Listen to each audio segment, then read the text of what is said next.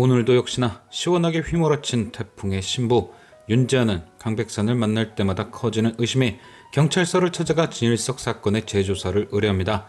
하지만 윤재하가 만난 담당 형사는 마재근 백산을 도와 진일석 사건 당시 뒤처리를 한 인물이기에 윤재하의 요청을 받아들이지 않았습니다.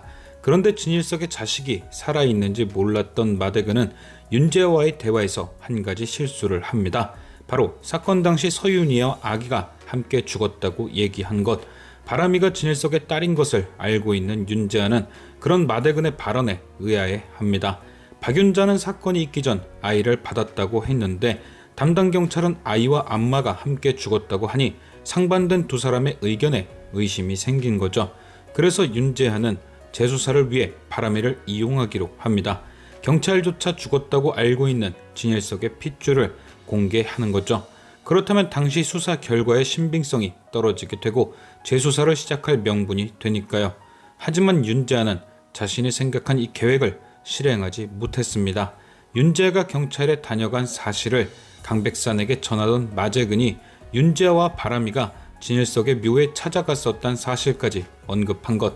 강백산은 점점 자신을 궁지에 모는 윤재하가 신경 쓰였고 결국 그를 저수지에 빠뜨려 없애버리고 맙니다. 그리고 강백산은 이제 모든 게 끝났다고 생각했겠지만 결국 이런 강백산의 악행은 모두 밝혀질 듯한데요.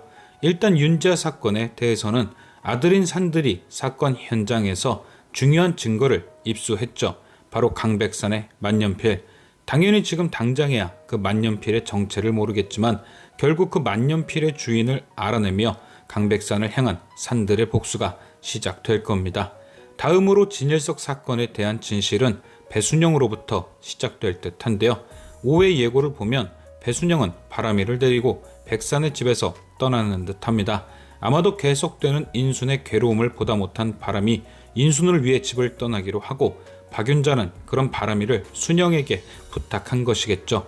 데리고 멀리 떠나서 보살펴 주라고 말입니다. 하지만 배순영은 백산의 집을 떠난 직후 마대근에 의해 죽임을 당하게 되는 듯한 모습이 등장했는데요. 조금 갑작스런 전개이긴 하지만 마대근이 그녀를 해칠 이유는 하나밖에 없습니다.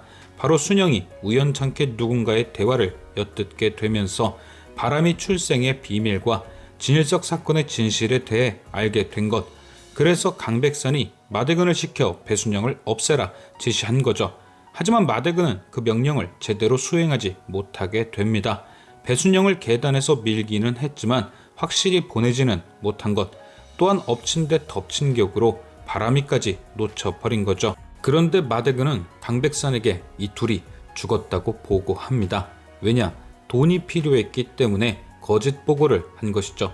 그런데 마대근의 이 거짓 보고가 후에 큰 일을 만듭니다.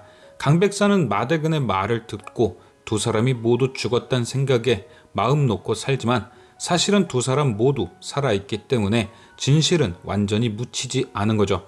배순영의 인물 소개를 보면 그녀는 마대근에 의해 죽을 뻔한 지 20년 만에 바람이와 재회를 했다고 나와 있습니다. 바로 이 부분이 포인트인 거죠. 진실을 알고 있는 사람과 진실을 알아야 하는 사람의 재회. 30년 넘게 강백산의 딸이라고 생각하고 살았던 바람이가 순영을 만나 모든 진실을 알게 되는 순간 바람이의 복수도 시작되는 것. 과연 바람이는 어떤 복수를 시작하게 될지. 지금까지 시청해주신 여러분께 감사드리며 저는 또 다른 리뷰로 돌아오겠습니다.